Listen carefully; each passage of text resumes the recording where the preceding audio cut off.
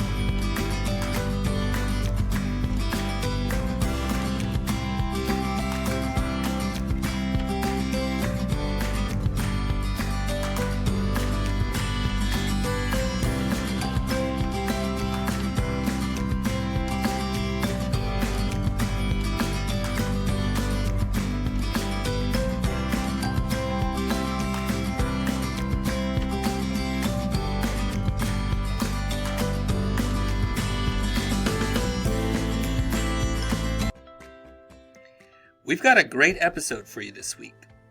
Our special guest today is Llama Llama, created by Dewdney, and he's the star of the Llama Llama picture book series, a series that has been adapted into a cartoon by Netflix. As you know, February is Black History Month, and we're going to be doing a special segment this month that will focus on some of our Black Americans who have become great American authors. Today's spotlight will be on James Baldwin. Later in the episode, we'll also have a chance to head back to the American Library Association Youth Media Awards, where we'll find out who won the Sidney Taylor Book Award for 2023. The Sidney Taylor Award is given each year to distinguished books that feature Jewish characters, subject matters, and themes. We're going to see a couple of great book trailers, and I am very excited to introduce a brand new segment for Library Matters called Legends.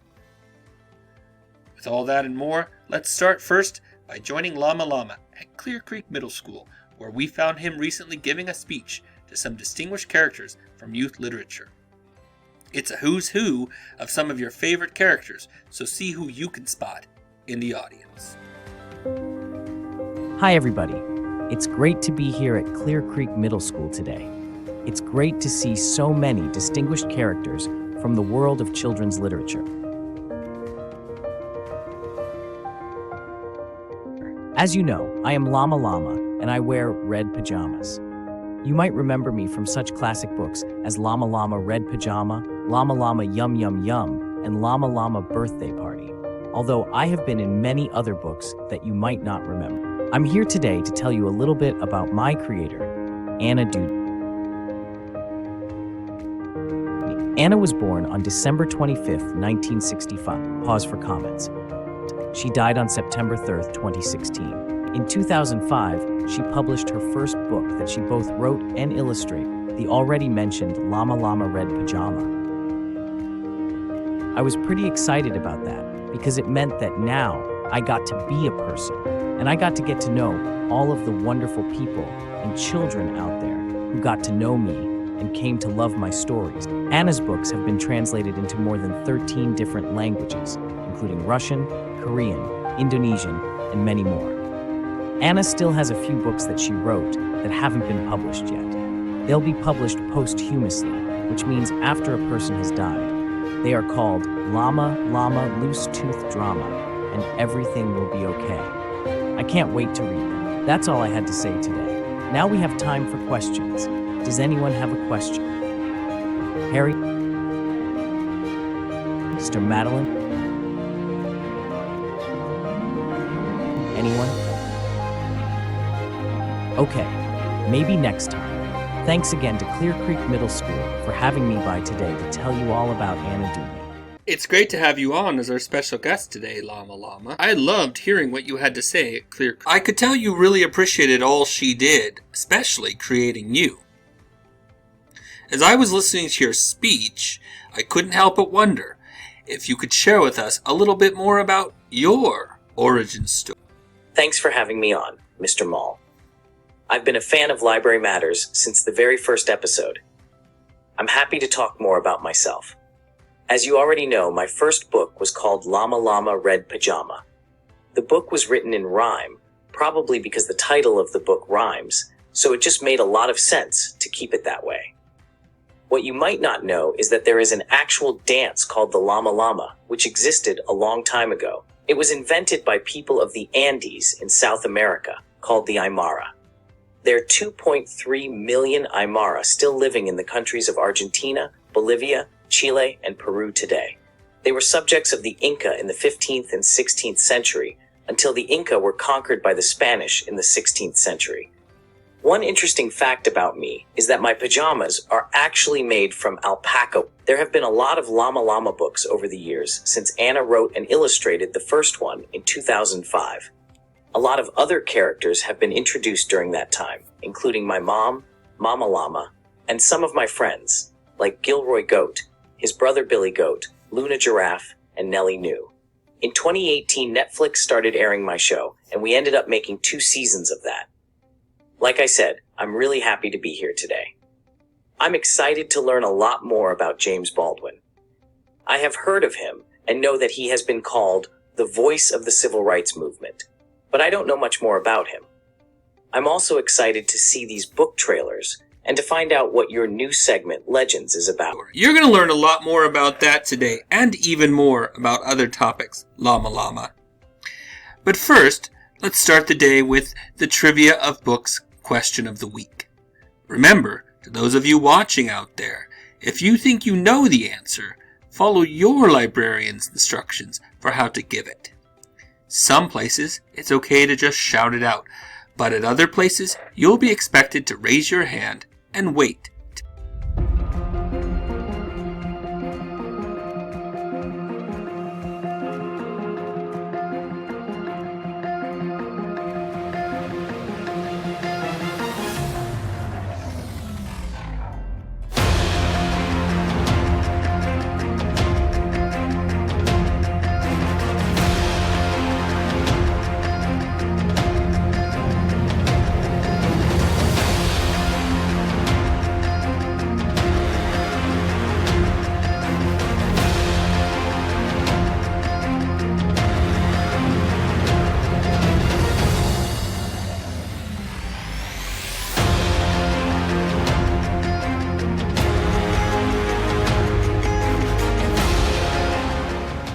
It's time that we learn a little bit more about James Baldwin.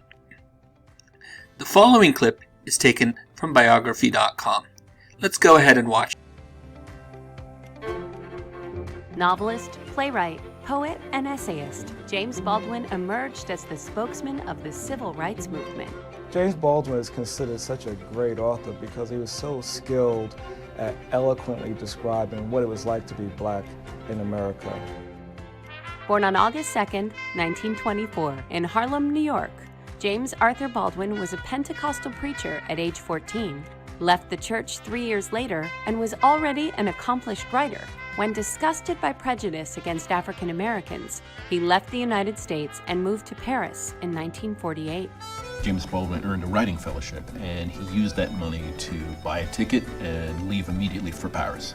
He left in part because he felt he couldn't write freely or honestly in America. And perhaps more particularly, he couldn't write freely or honestly from the ghetto. In Europe, Baldwin completed Go Tell It on the Mountain, one of Modern Library's 100 best English-language novels of the 20th century. Go Tell It on the Mountain was an important novel, in part because there were not many novels being widely read about black urban life from the perspective of black people. The semi-autobiographical tale really discussed in a profound way issues having to deal with family relationships, organized religion, human sexuality. It was certainly one of the finest books published in America. In 1958, he wrote Giovanni's Room, a controversial novel that featured only white characters and explicit homoerotic content. Giovanni's Room is one of the first novels in American literature to tackle the issue of homosexuality. When he published that novel, that was a daring thing to do. That was a taboo topic. Baldwin's book, The Fire Next Time, published in 1963, discussed the uneasy relationship between Christianity and the Black Muslim movement within the Civil Rights Movement, and landed him on the cover of Time magazine.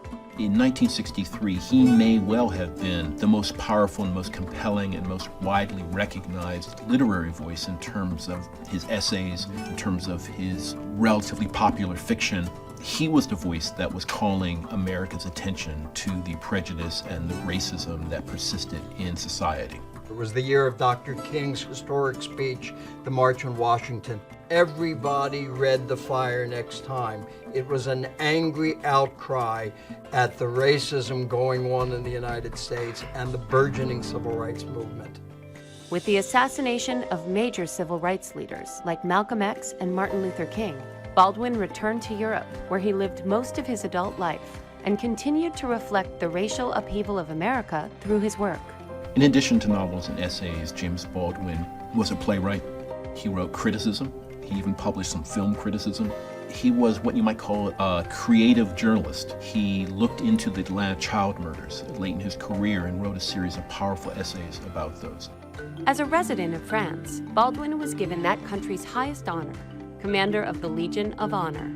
He died from stomach cancer on November 30th, 1987, in Saint-Paul-de-Vence, France, and was buried in Harlem, New York.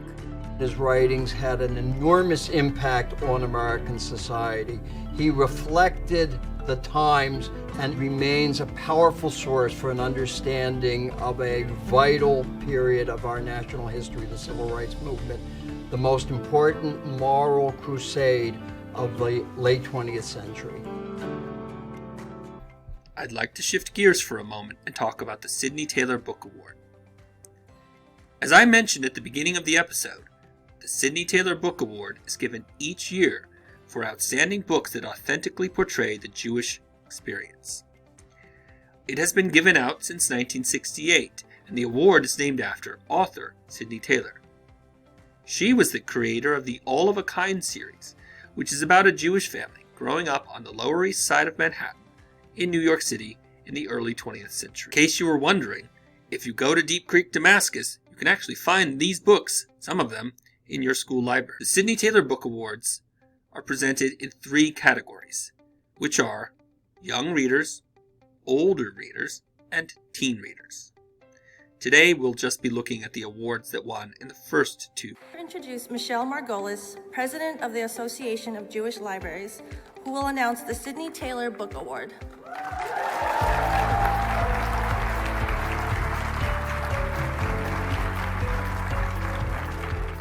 Thank you, Jana.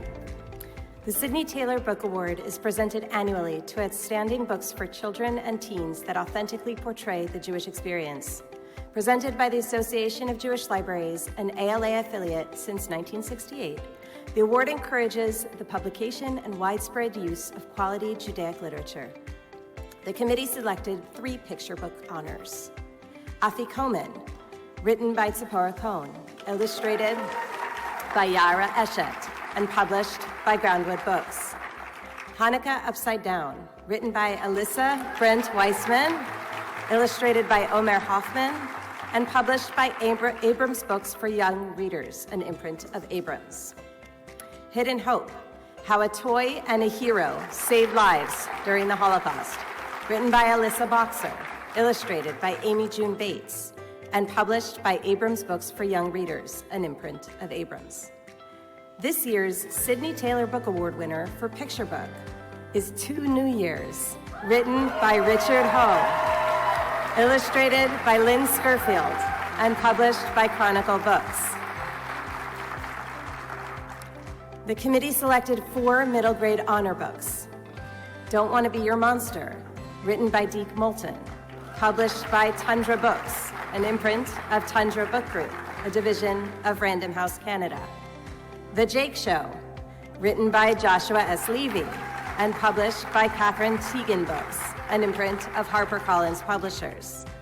Not So Shy, written by Noah Nimrodi, and published by Carben Publishing, an imprint of Lerner Publishing Group.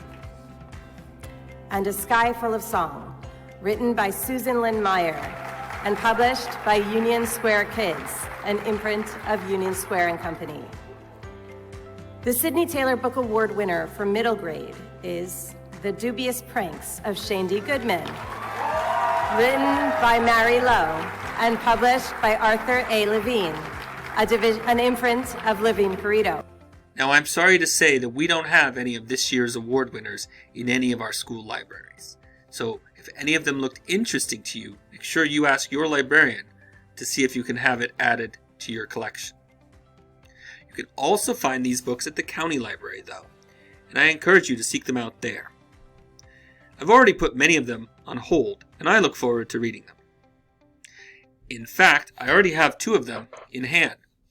Hanukkah Upside Down and Hidden Hope. I hope to have book trailers for one or both of these sometime in the near future. Speaking of book trailers, let's take some time right now to watch a book trailer for James Baldwin's one foray into children's literature, Little Man, Little Man. This book was written for Baldwin's nieces and nephews to give them the opportunity to see themselves in the pages.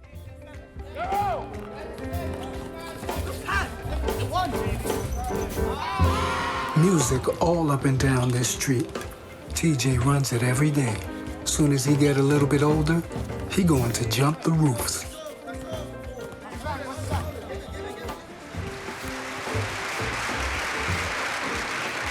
That takes place in Harlem. It's like the block I grew up on. And what was the name of it? Little Man, Little Man. Blinky, she just looking from across the street. Them eyeglasses blinking, just like the sun was hitting you in the eye. WT is 7, and ain't no excuse for him at all, skipping rope and following behind Blinky. But the one thing the child cannot bear is to be talked down to be talked to in baby talk. This street long, it real long. It a little like the street in the movies or on the TV when the cop cars come from that end of the street and then they come from the other end of the street.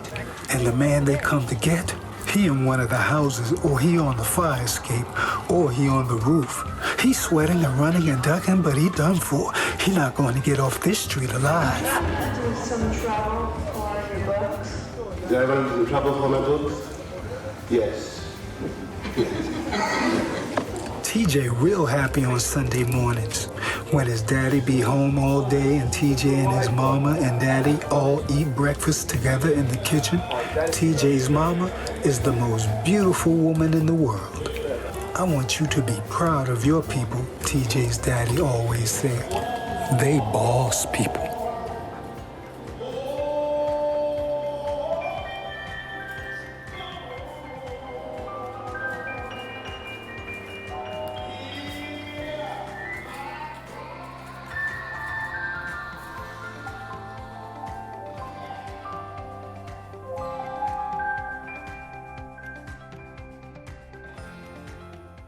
We've had the chance to learn about James Baldwin from biography.com, and we've seen a book trailer for his Little Man, Little Man. Now I'd like to learn a little bit more about him from his own words. The following clip is taken from an interview that ABC News did of Baldwin in 1979, the year I was born. You know, because you can get to a place, where you're in battle so often that that's all you can do. You've been beaten so hard. All you can do is your world narrows to a kind of red circle of rage. Baldwin has taken that despair and rage and turned it into novels, theater, and essays. This fall, Dial Press is publishing his 19th book, a novel called Just Above My Head, the story of a black gospel singer during the civil rights struggle.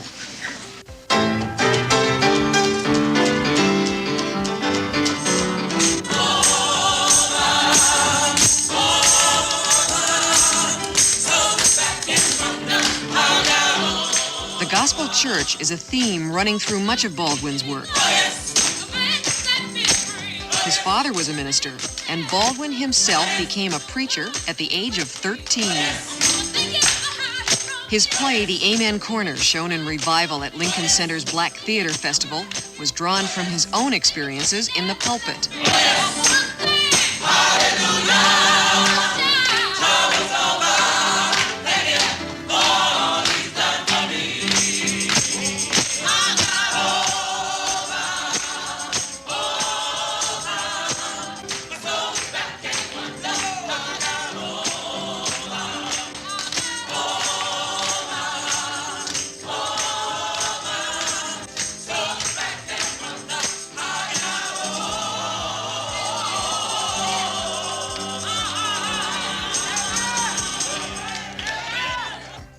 Often, Baldwin speaks to youngsters who grew up as he did, letting them know the future holds a place for them. On this day, he spoke at the Police Athletic League in Harlem. A writer might be a dancer, might be a carpenter, might be an architect, might be a junkie, might be any number of things. I think there's still a chance for today's background. The children asked him the same question I wanted answered. Why did he move to Paris? Paris is very important to me because I was able to, I was able to take a deep breath, and I was able, this may sound a very corny way to put it, but I wanted to find out where being black ended, where I began, or vice versa. I mean, that some things had happened to me because I was Jimmy, and some things had happened to me because I was black. And I wanted to find out how to get these things together. I didn't want to spend the rest of my life going around saying, you treat me that way because I'm black. James Baldwin is one of those lucky people who's never been unsure of his family's love. The oldest of 9 children, he was helped financially by the others during his struggling years in France. Now he's in the States more than in Europe, and with his family more often than not. With the success of his books, he was able to buy a Manhattan apartment building where his mother and several family members live now. Mrs. Baldwin's apartment is a center of activity for the whole family. Did you think he was going to be as big a success and as important? No, I didn't think that. But I knew that he had to write. Barbara! Brothers and sisters and friends of the family were there. Nieces and nephews underfoot. How's everybody? He still can't upstage me now. Conversation ran the gamut of subjects, but Baldwin's mood turned when we spoke of the American attitude toward blacks. It's a price this republic exacts. Any black man or woman walking, and that is a crime. I paid for that crime in my life, and I don't believe my countrymen anymore. They will not do to him what they failed to do to me. I was 7 years old 47 years ago, and nothing has changed since then. Look. I don't mean it to you personally. I don't even know you. No. I got nothing against you. I don't know you personally, but I know you historically. You can't have it both ways. You can't swear to the freedom of all mankind and put me in chains. It sounds as if you believe that slavery put a curse on us somehow. Well, it is a curse, you know. The American sense of reality is dictated by what Americans are trying to avoid. And if you're trying to avoid reality, how can you face it? You know, if you don't know what is going on in the ghettos of this nation, in the hearts and minds of women and men you see every day, you don't, first of all, in that case, you don't really know what's going on in your own heart and mind. And you have no way of knowing what's going on in the hearts and minds of millions of people on this globe. You have told people, this nation in particular, a lot of what they don't want to hear. Yeah, I have. I've tried. You never know. But I tried, yes, to, the song says, wake the children sleeping. You know, I'm supposed to be a disturber of the peace. Still preaching, huh? Yeah. We're almost out of time for the episode. Before we go, I have one more book trailer to show you, and then we'll introduce our newest segment, Legends. The book trailer is for one of the books that won the American Indian Youth Literature Award honor for 2023, Berry Song by Michaela Goat.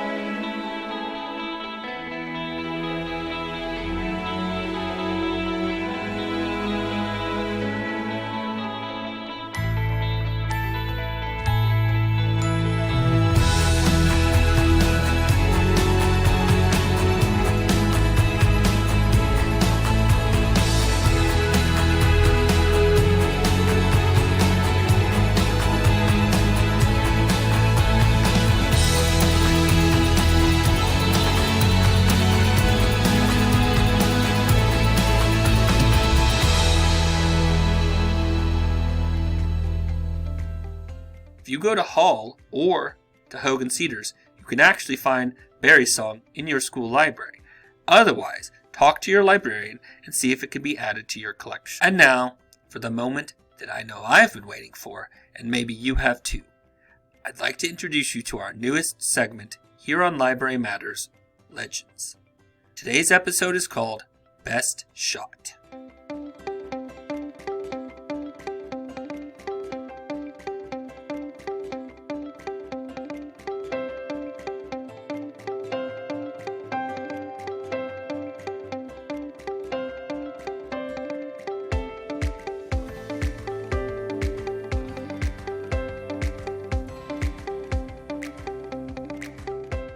Well, that's all the time we have for this week's episode. Today, we learned about great American author James Baldwin. We watched a couple of amazing book trailers. We got to see who won the Sidney Taylor Awards for 2023. And we watched our first episode of the new segment, Legends. I hope you enjoyed watching the episode as much as I enjoyed making it. I'd like to say thank you once again to our special guest, Llama Llama. And I'll see you next time. Until then, remember to thank your librarian today and every day.